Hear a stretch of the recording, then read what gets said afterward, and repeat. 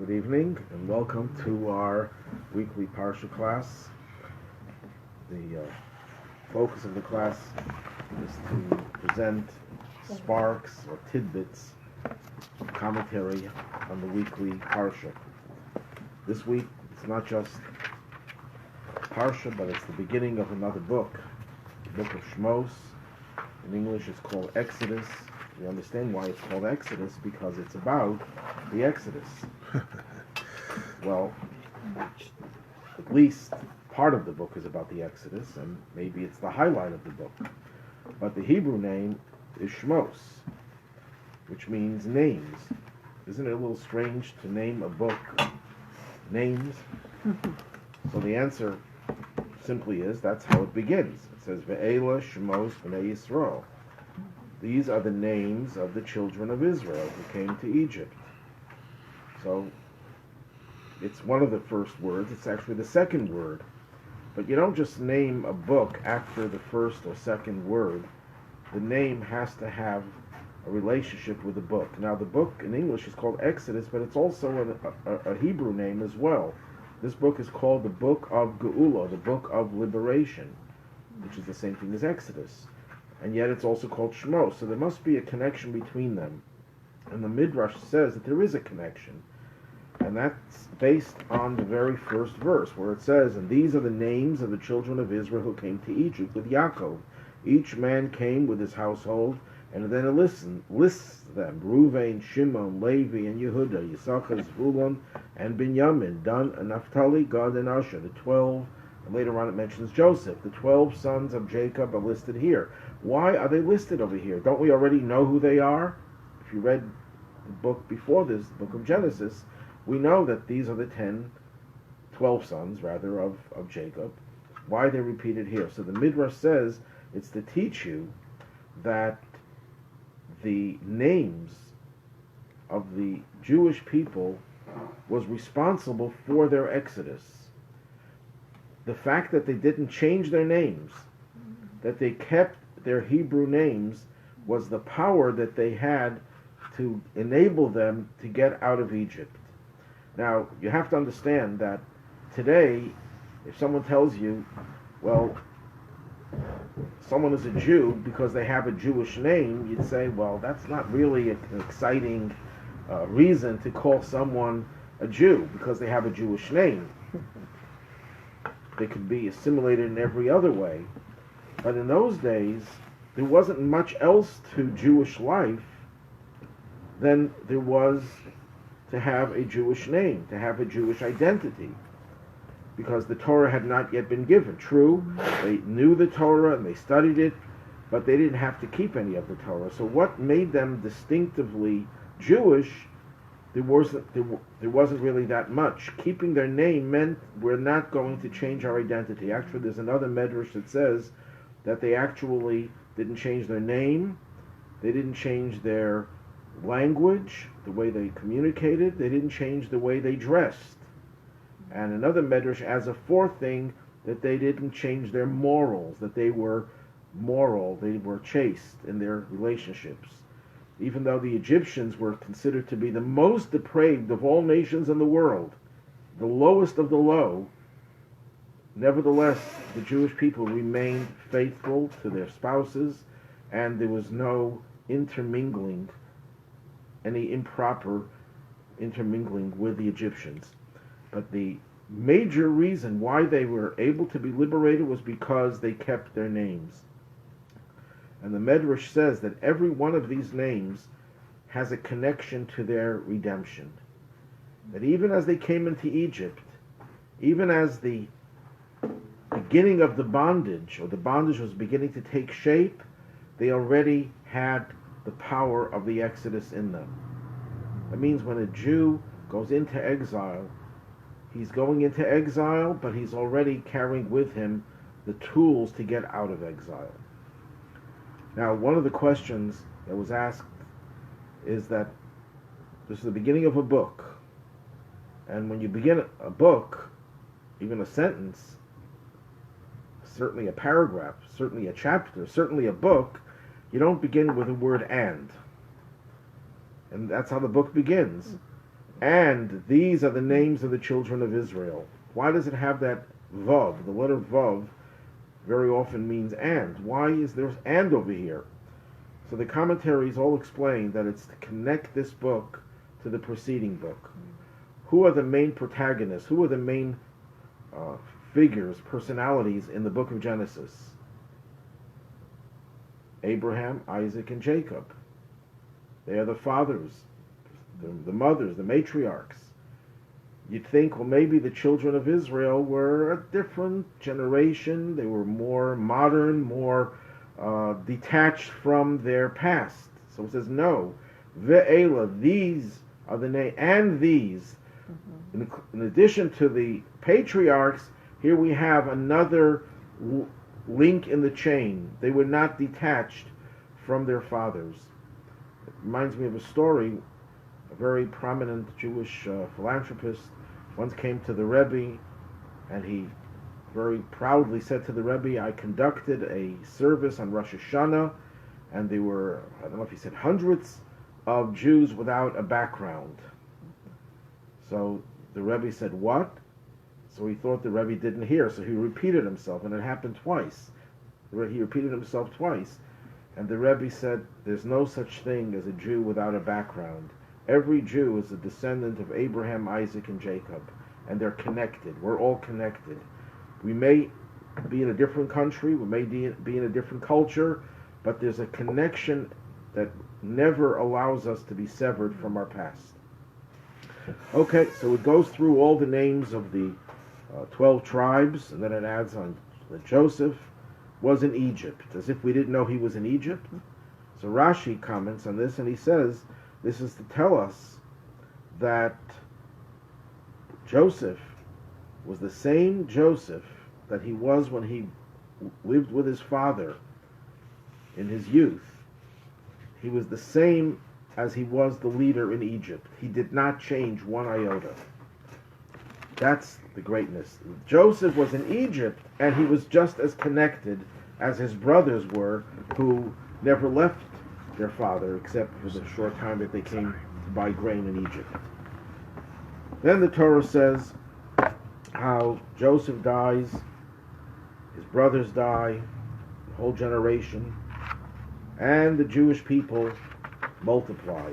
But it doesn't just say they multiplied, it adds several descriptions of how they multiplied. They were fruitful, swarmed, increased, and became extremely strong. The land became filled with them, and that irked the Egyptians.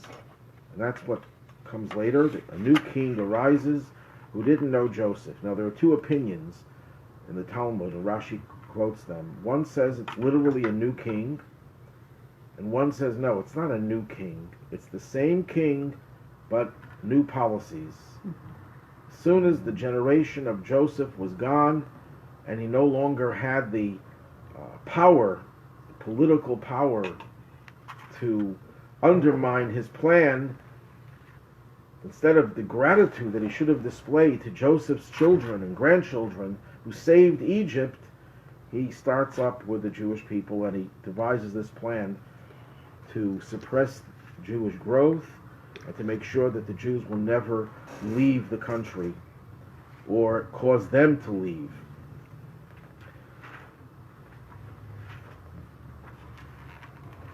And they put taskmasters on them, and the Jewish people were now enslaved. But it didn't go so smoothly. It didn't go so easily, so quickly.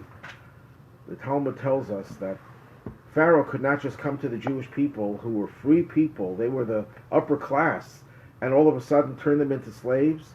So what he did is he started a project of, let's rebuild Egypt. Let's make Egypt great again.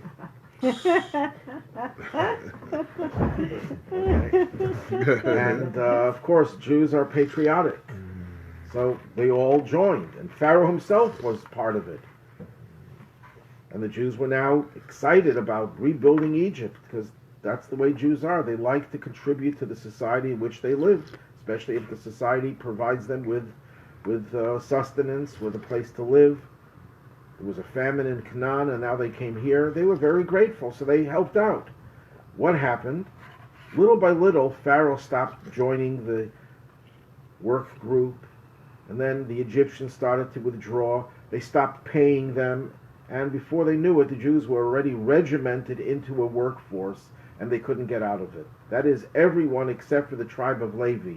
The tribe of Levi said, we're not going to be working. That's not our function. We were sent into Egypt to be the teachers of the Jewish people, and they never became slaves. That explains and answers the question, how does Moses and Aaron come and go, comes to Pharaoh, threatens him, pleads with him, goes out, goes back in again, and Pharaoh tells him at the end of the weekly Parsha, the end of the section, he says, go do your work.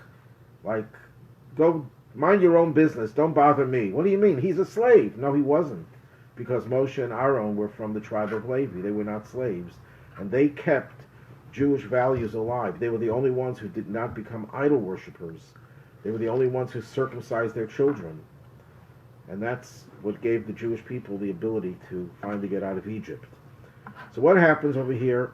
Pharaoh calls in, he enslaves the Jewish people, and he does it beferach. Ferach means back-breaking labor, but it also has another meaning. Ferach, the Talmud says, is a composite of two words. Perach, soft mouth. He spoke very softly at first, and then it became a very difficult slavery. And the Talmud explains that's the reason why for bitter herbs, most people are not aware of this, we don't even eat bitter herbs. Most importantly, for bitter herbs is to use romaine lettuce. We also use horseradish. It's one of 5 kinds of plants that can be used for bitter herbs. But why is romaine lettuce considered the preferred way of fulfilling the mitzvah of eating bitter herbs? It's not so bitter. And the answer is because the root of the romaine lettuce starts off being sweet, and as it grows, it becomes very bitter. And that describes the incremental changes in the status of the Jewish people in Egypt. Okay, it doesn't work. They're now slaves, and he thinks as slaves, they're not going to reproduce. They're not going to proliferate. But that doesn't work. So he calls in the midwives, the Hebrew midwives. One of them was Shifra, one was Pua. Rashi says, and based on the Talmud, these were not their real names. Their real names was Yocheved and Miriam. Yocheved is Moses' mother, and Miriam is Moses' sister. Shifra and Pua are nicknames. Shifra means beauty. She would beautify the child, pamper the child, as she was helping them to come into this world.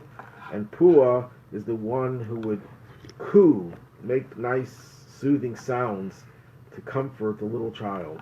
So he took these 2 midwives, and he tells them, when you see there's a boy, kill the boy. Which they refused to do, of course. But the question is, very, very strange over here. Pharaoh wanted to kill the Jewish boys, so why didn't he just send his soldiers? Why does he send the midwives to do it? And the answer is, just in a nutshell, the best way to fight your enemy is to get your enemy to fight your enemy. In other words, to make the enemy self-destruct. Who is the most important and powerful force of life, of redemption? The women. Women have a greater power of liberation than men. Men are much more fixed in a mold, and they can't always get out of it emotionally. But women have that power to change.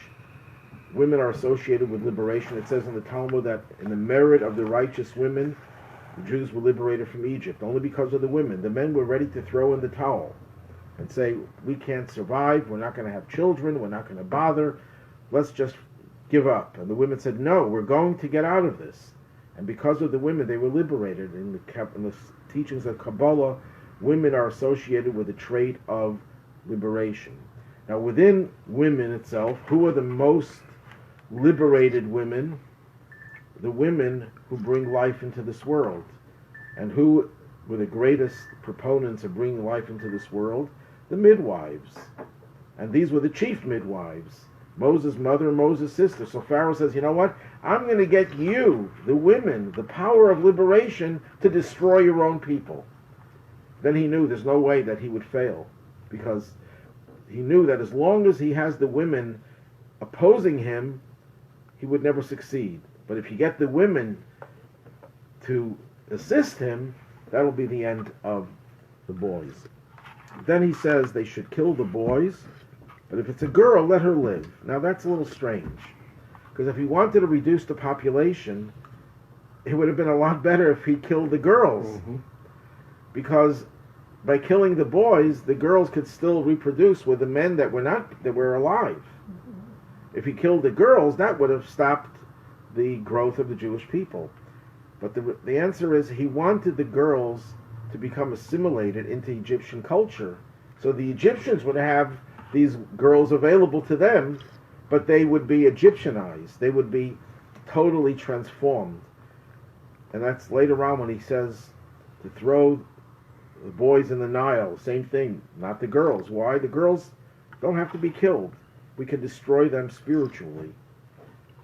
Once you have the girls assimilated, you know that there's not going to be any future for the Jewish people. And it's interesting, it's fascinating that after the Inquisition in Spain, and Jews had to risk their lives to keep Judaism alive in their cellars, the women were the ones who did whatever teaching was possible, and keeping Judaism alive, it was the women. The men did not have that much knowledge. The women kept Judaism going amongst the so-called Marranos or conversos. And if you get the women to become part of the culture, Egyptian culture, then you know there's not going to be any continuity. And Pharaoh calls in the midwives, and he sees that it's not going to work, so he commands all boys thrown into the river, and all girls should be given life, Egyptian life. Mm-hmm. Okay, now the man from the house of Levi. Who was this man? That was Moses' father, Amram, and he marries the daughter of Levi, marries his aunt, who was Yocheved.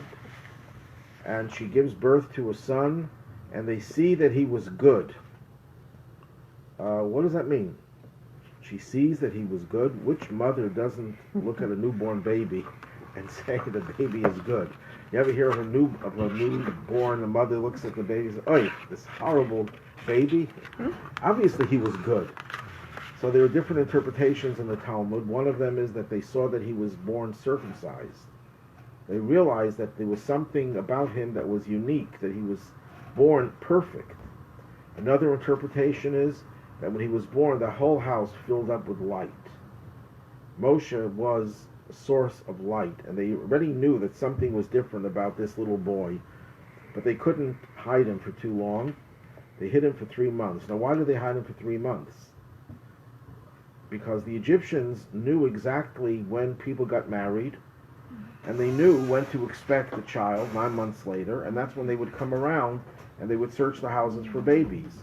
Moshe was born after 6 months of pregnancy. He was a preemie.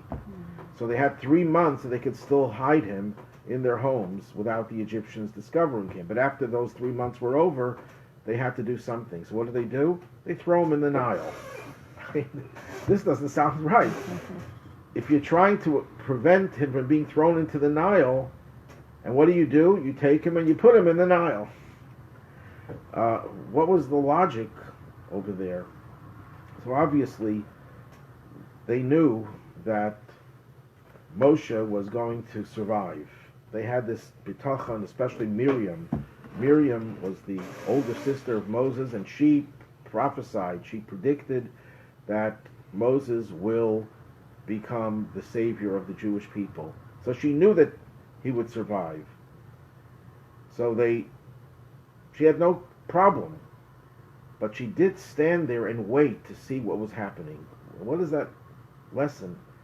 The lesson is that we have been given many predictions by our prophets throughout history.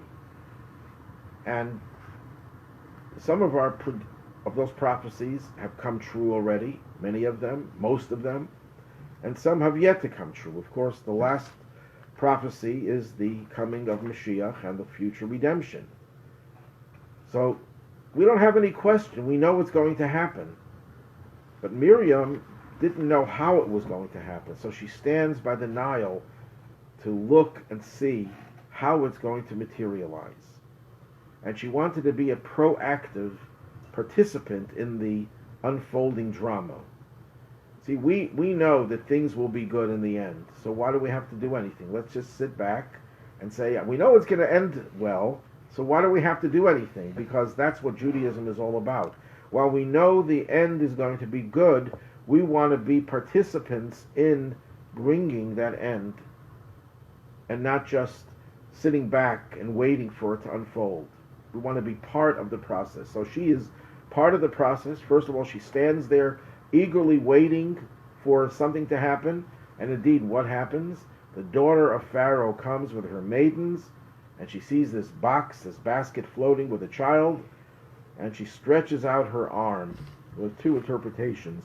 It says, if you're following in the text, it's in chapter 2, verse 5. And the daughter of Pharaoh went down to bathe in the Nile, and her maidens were walking along the Nile, and she saw the basket among the reeds. And she sent her maidservant, and she took it. So her maidservant took it. But according to the Talmud, there's another interpretation, that it wasn't her maidservant, but it was her arm. That she, and Rashi quotes this, she stretched out her arm, but it wasn't long enough to reach the basket. And her arm just stretched and stretched and stretched miraculously until it found the basket. One of the lessons for that when it comes to saving someone, and you say, it's impossible, I can't reach, that's not your job. Your job is to go as far as you can, and God will make sure that you will be able to reach your destination. You will get your message across. That's the lesson, that you never say it's impossible. You do your part and God will do the rest. Same thing we find later on when the sea was going to split.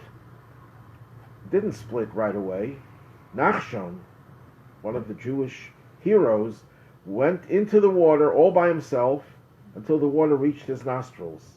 At that point, the water split. But if God was going to split the water, he could have done it before he got wet. No, God wanted him to go as far as he can go, and then he split it. Reminds me of a story, a true story, of a great chassid, Mendel Furtefas, was in the Soviet prison, and his family had escaped Russia a few years before, and he was really down in the dumps. He was obviously tortured, and his life, he almost died many times in prison, and at a point where he felt that he can't survive any longer. Things had gone so bad. He walked out of his barracks, and he walked to the gate of the prison, the entrance of the prison, which of course was locked and barbed wire and everything, and he stood there and he sent a telepathic letter to the Rebbe, the previous Rebbe. And he went back to his barracks. Years later, when he came out of Russia and he met his wife, she said she received a letter from the previous Rebbe, and the letter was addressed to him saying, I received your letter of this and this day. That was the exact day that he sent this telepathic letter. So someone asked him, if you sent this telepathic letter, why did you walk out of your barracks and you went to the gate? You know, once you're sending it through your thoughts, you could have done it from your barracks. He says, no. I went as far as I can go. I wanted to go all the way to the Rebbe. I got to the gate. I couldn't go any further. So then I sent the message. That's the message we get from the daughter of Pharaoh. You go as far as you can go. Your hand doesn't go any further. Another story. The story was told by Yafa Alayach. She passed away not too long ago. She was wrote a book about the Holocaust. She taught the Holocaust. And one of the stories in the book that she tells is how her child was in an accident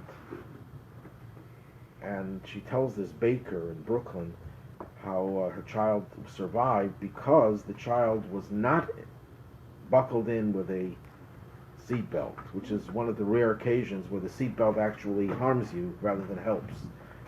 I'm not trying to advocate not going with a seatbelt. Statistically, that's much safer.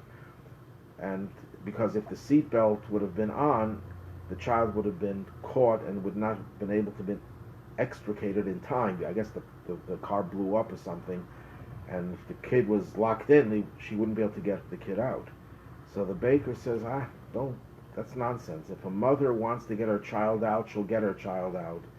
And he told the story of how he was in the Holocaust somewhere in Poland, I think. And when he came home from work, this was in a ghetto, his mother told him that his sister was taken by the Gestapo. And he ran to the Gestapo. His mother was begging him not to go. And he comes in there and they look at him and says, "What would you like?" And, in jest, he said, "I'd like my sister. Give her back." And they said, "Oh, if you can grow hair on the palm of your hand, you can have your sister." And he opens up his hand and there was hair coming out of the palm of his hand.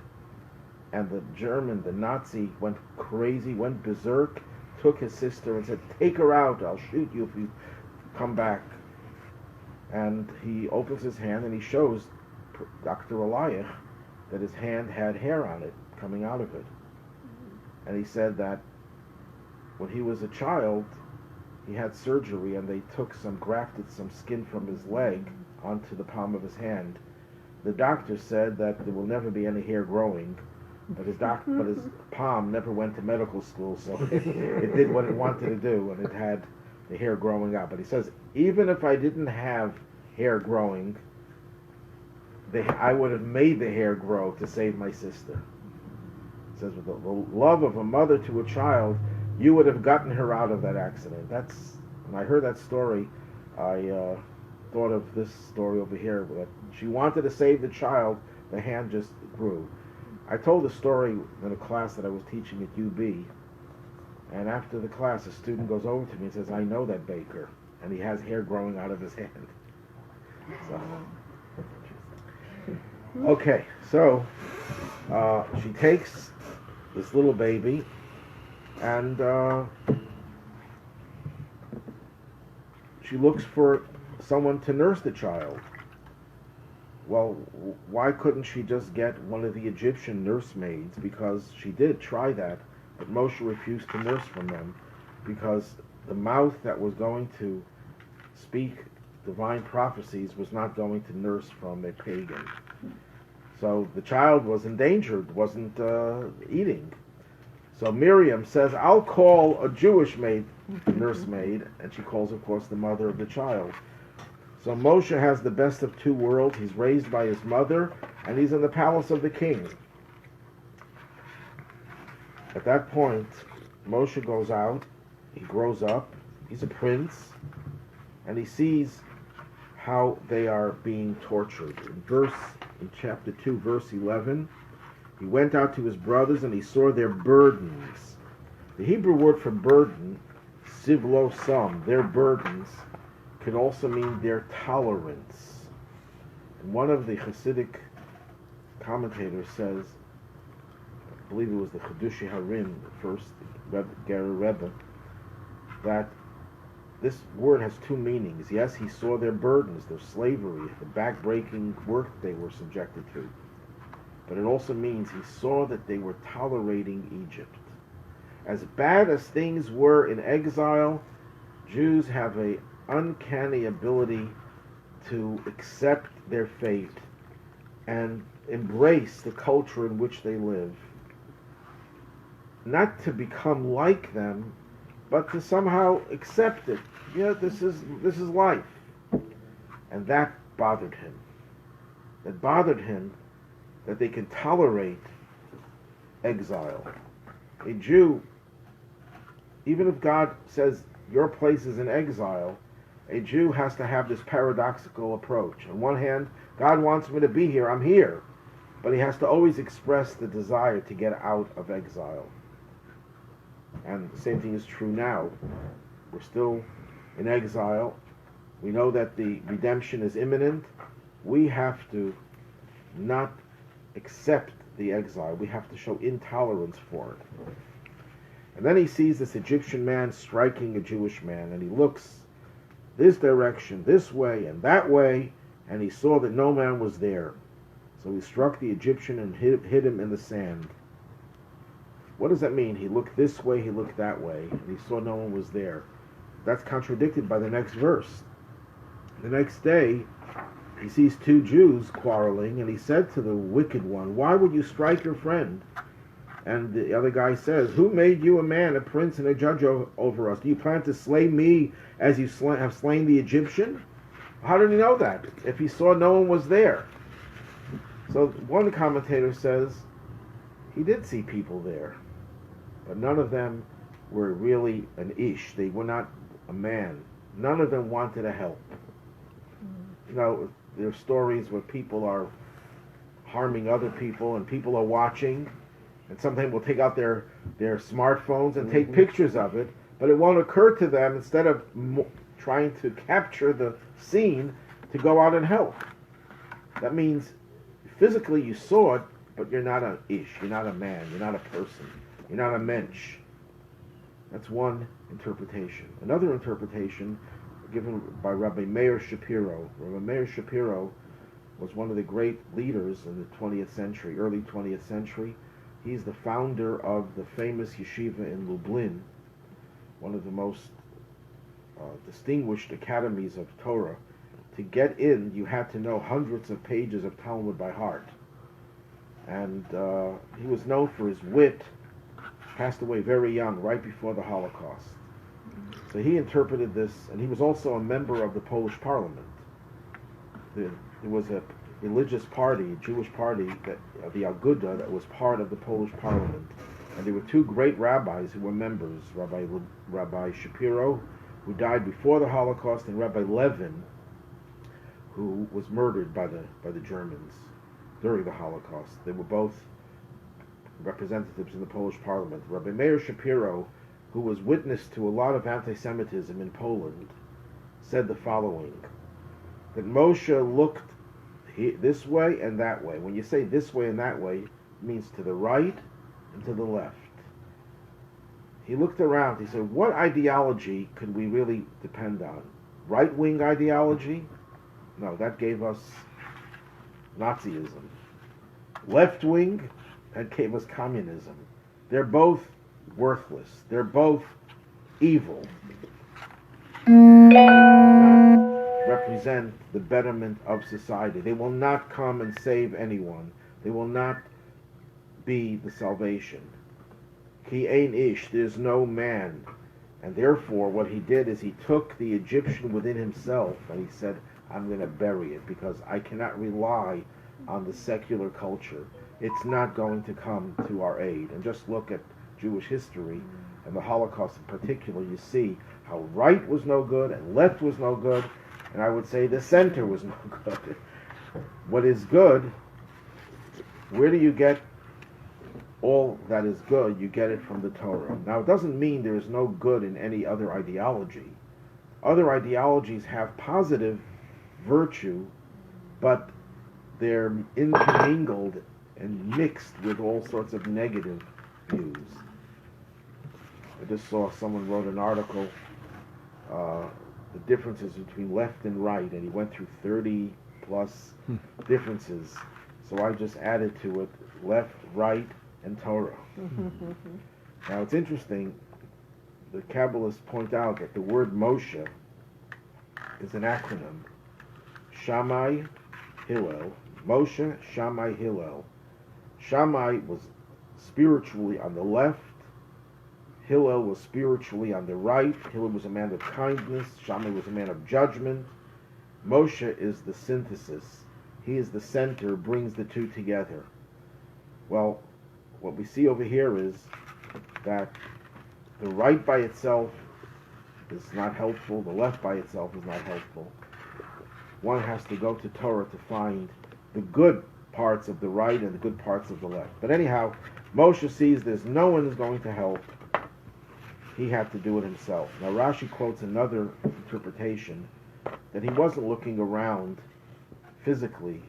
He was looking into the future. Will anyone virtuous descend from this Egyptian? Not everyone could do that. But if he saw that this Egyptian would be the father, the grandfather, the ancestor of some righteous person, he would not have killed him. But he saw there's no one destined to come out of him, so therefore he said he has no reason to live for torturing the Jewish He looked slave. into his past too, like he saw here and there, like his past, his future. I think Rashi just says he looked into the future. Into the future. But it could be it says something like that as well.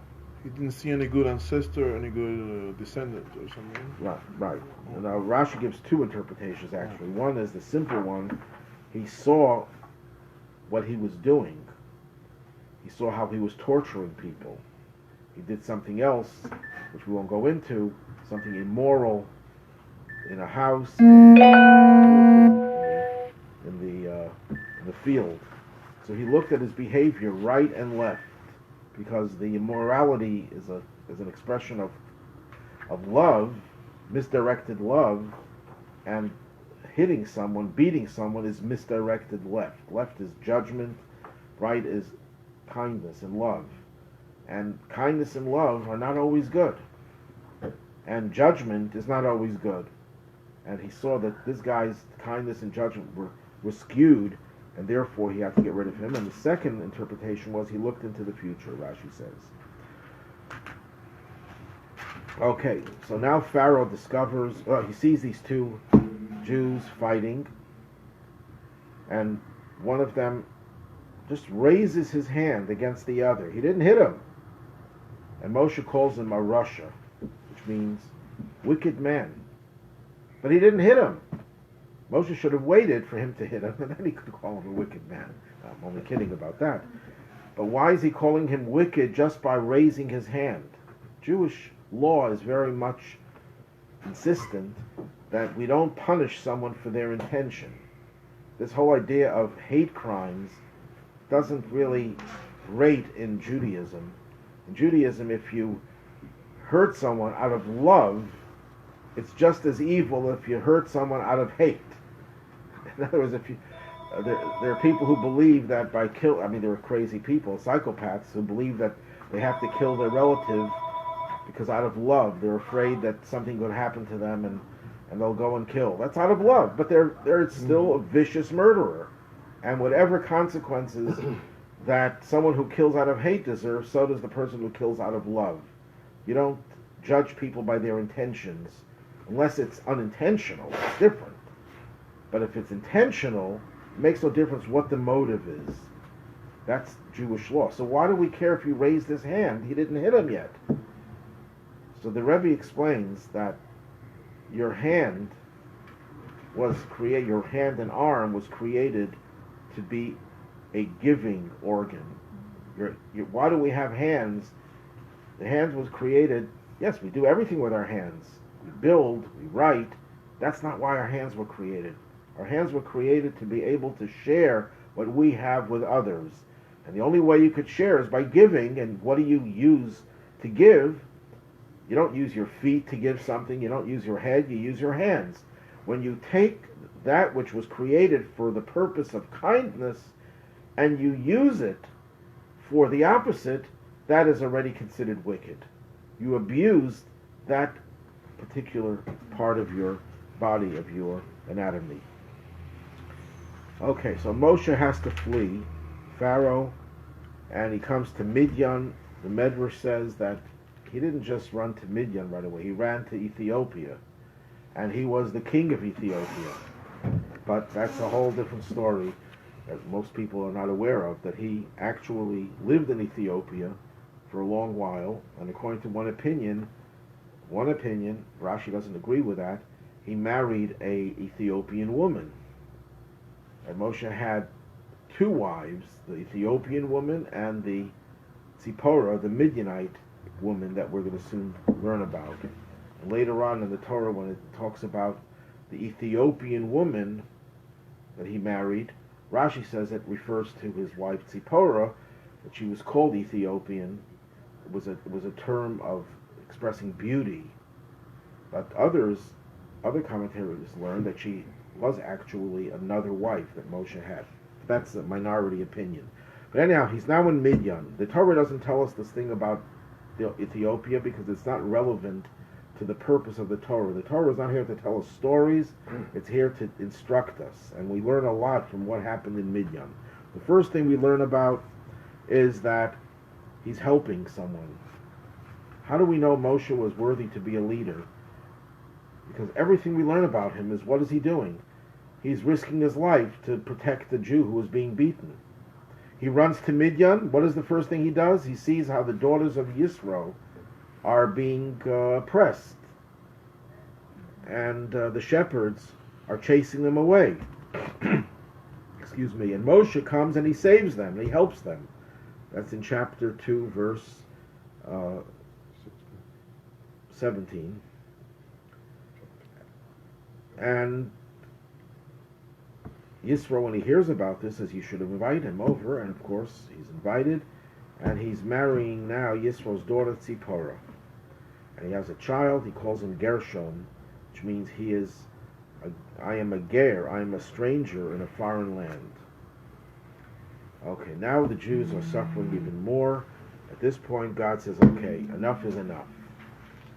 You know, there's a question asked by all of the commentators. In the covenant that God made with Abraham, he predicted that the Jews will be slaves for 400 years. Yet if you make the calculations based on the Torah itself, we discover that they were only there 210 years. So how do we reconcile the 400 with 210? And one of the answers is that the Torah did not say how badly the Jews should be persecuted. It just says they will be strangers in a foreign land and will be persecuted. But how persecuted? Doesn't say. The Egyptians did more than they really were decreed to have done. They not only enslaved them by day, they enslaved them by night. It was virtually double the amount that they should have endured. And therefore it cut the 400 years almost in half. That's one of the interpretations. Another interpretation, and that's what we see over here, that the suffering was unbearable, and God says, okay, enough is enough, I have to intervene. Another answer is that the 400 years begins from when Abraham's children were no longer living peacefully in Canaan. There was a famine, and Yitzchak had to go to the land of the Philistines, Jacob had to go into Egypt. So it's the 400 years includes much more than when the slavery began. And the third answer, why they left early, is because at this point the Jewish people had degenerated to the lowest possible level. It says there were 50 gates of spirituality, and corresponding to them there were 50 gates of impurity. If you go down to the 50th level, you're lost. That's it. You're unsalvageable. You can't be saved. Because of what existed in Egypt, the depravity, the idolatry, the Jews descended to the 49th level, one level short of being lost.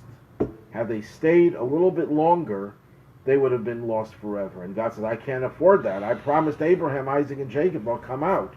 So God had to compensate those 400 years. Instead, after 210 years, he let them out. Because whenever God makes a prediction about something bad that is going to happen, he can always change it. If he says something good is going to happen, he doesn't change. But the bad could be changed. So now Moses is living in Midian. He's a shepherd of his father-in-law's sheep. This is the tradition of Abraham, Isaac, and Jacob to be shepherds. And he comes to the mountain of God, which turns out to be Mount Sinai, and he sees this burning bush. What kind of a bush was it? It was a thorn bush. Why a thorn bush? So Rashi says, because God was saying, God who was expressing himself through this bush was saying, I am suffering with them.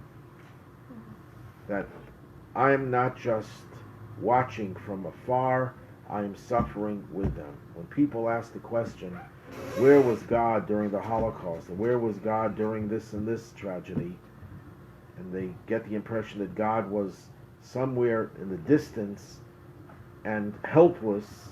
No, God is also in the same position. He chooses. Of course, he doesn't have to be, but he chooses to suffer with us, whatever that means. We cannot understand what that means. We just know that he suffers.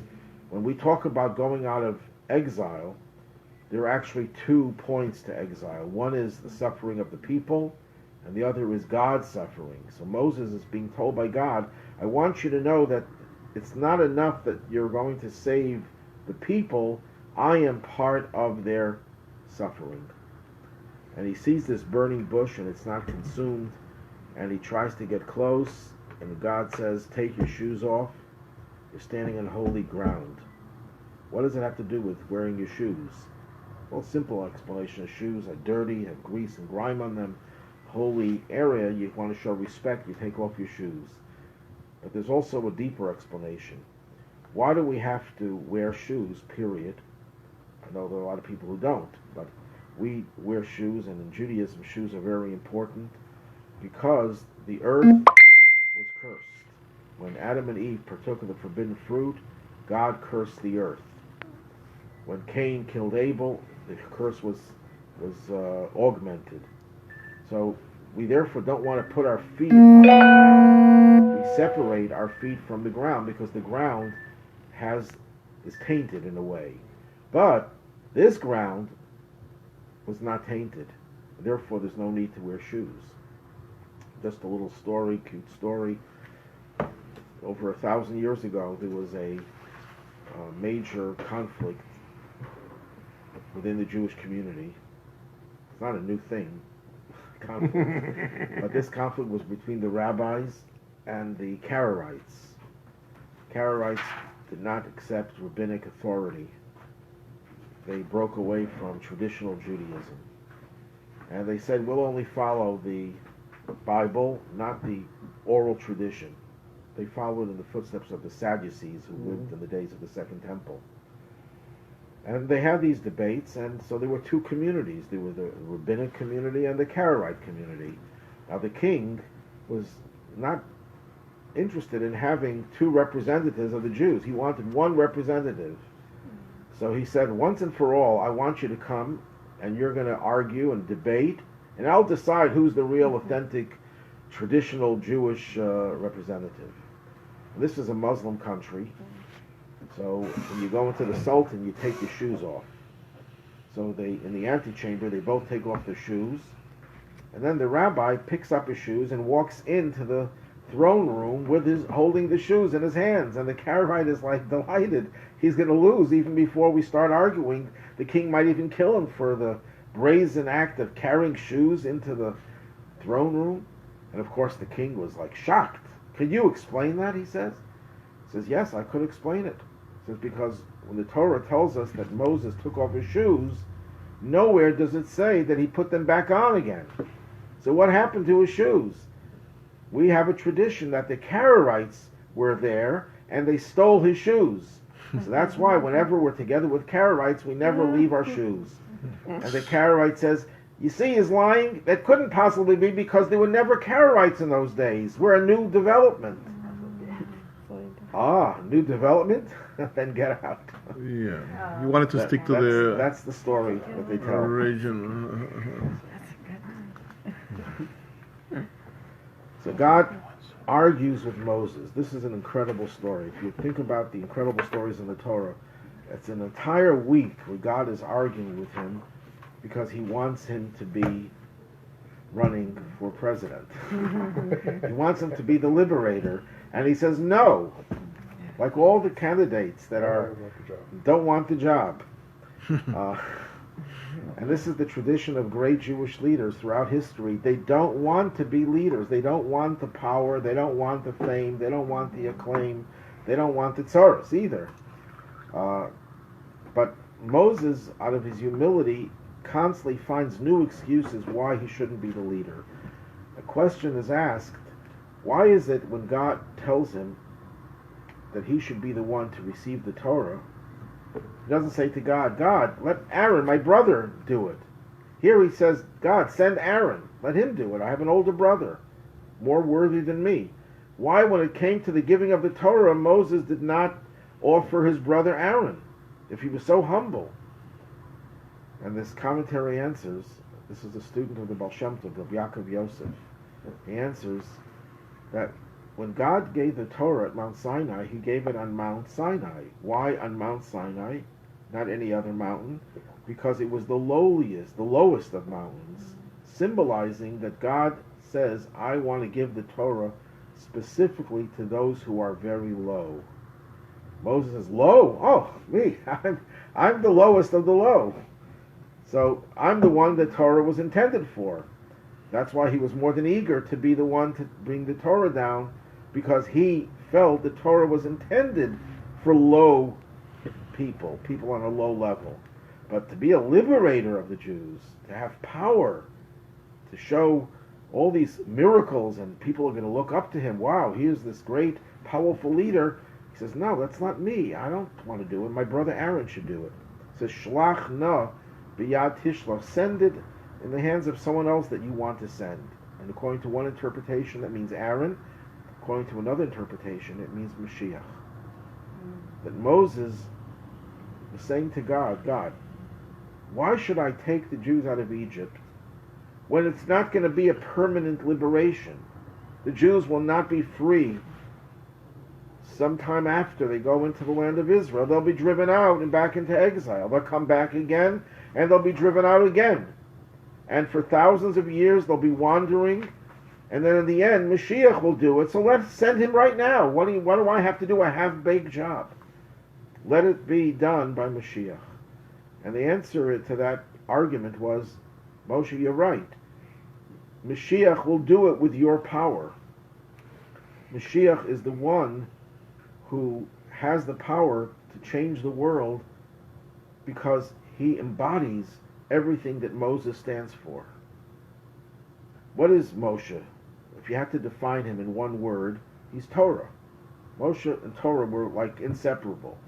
He was the ultimate purveyor of Torah, the ultimate personification of Torah.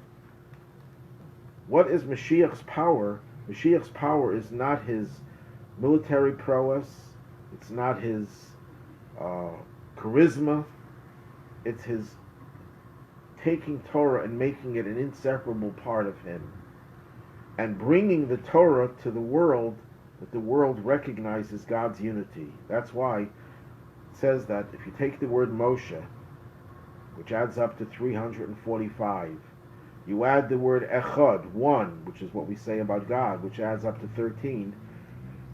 If you take 345 and 13, it's 358, which is the numerical value of the word Mashiach. That what is Mashiach? Mashiach is Moshe with Echad. Moshe using the power of Torah and instilling the unity of God through the medium of Torah in this world.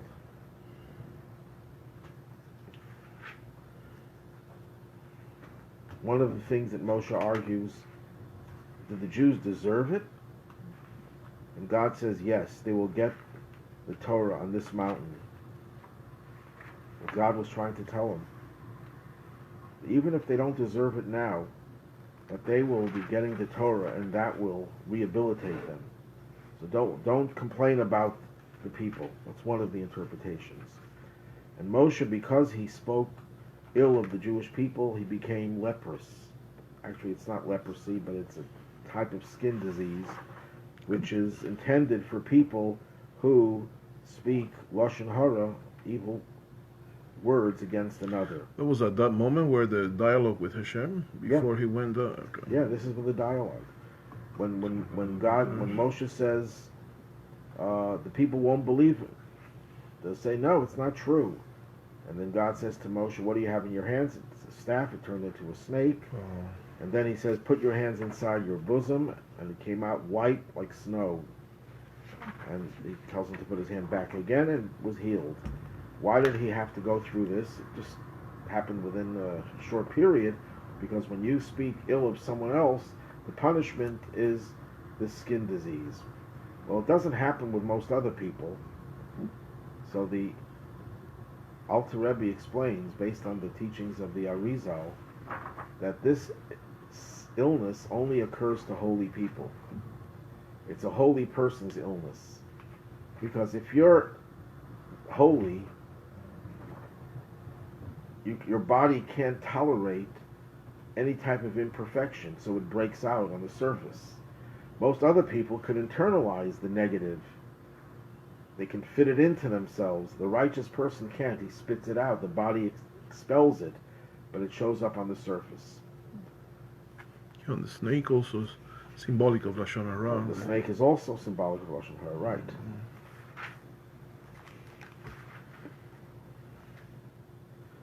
Okay, there's a lot in this parsha, but at the end, Moshe was told by God to go to Pharaoh, and what happens at the end? Things got worse. And Moshe complains to God. Moshe says to God, the time I came to Pharaoh to speak in your name, things got worse. And he complains before that, the end of the parsha, why did you cause such harm to this nation? Why did you send me? Sounds Moshe was using some chutzpah, arguing with God. Why did you send me? Things got worse. You messed things up. So one of the explanations of this is that, on the contrary, that's what a Jew is supposed to do. When he sees injustice, when he sees someone suffering and there's pain, a Jew is supposed to complain to God. God wants to hear the complaint. He wants us not to accept the pain and suffering of others.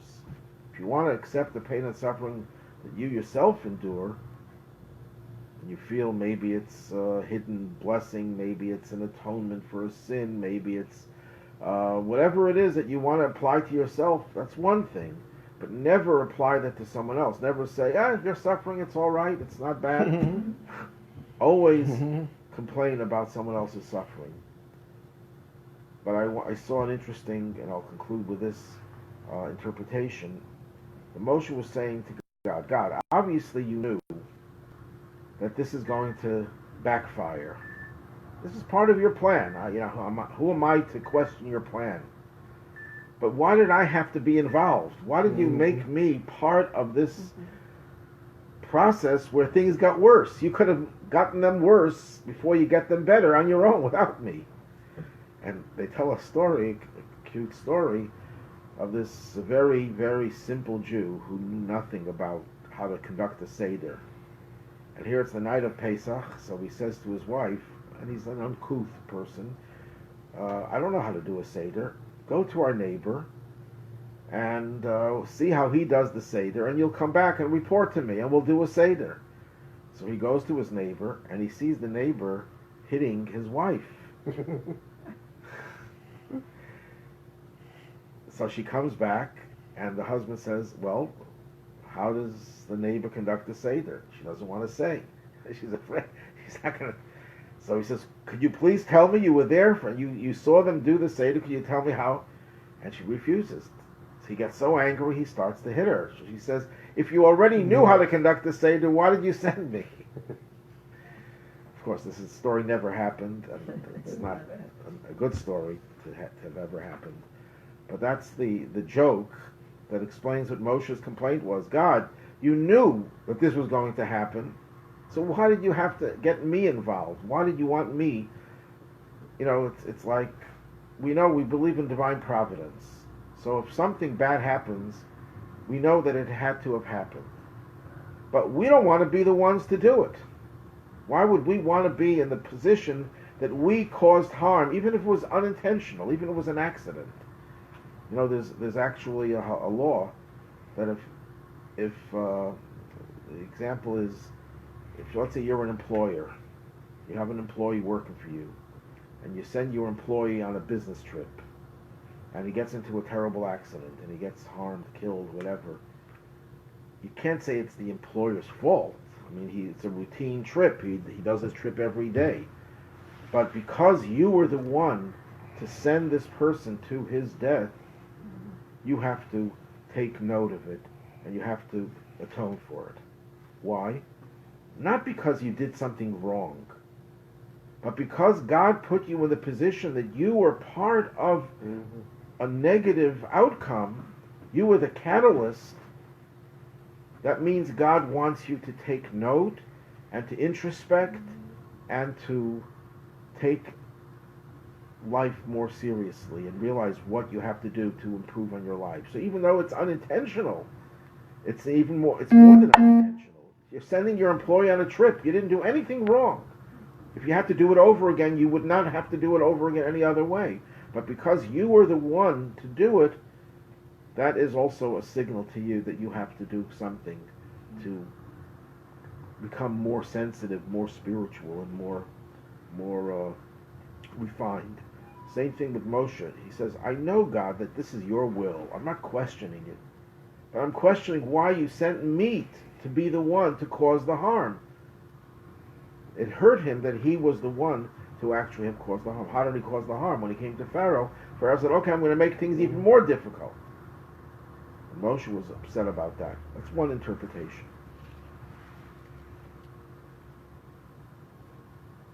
Doesn't end over here. Next week, things start to pick up. So don't worry. Start with the 10 plagues next week. And 2 weeks, we get out of Egypt. Thank goodness. Thank you. That's the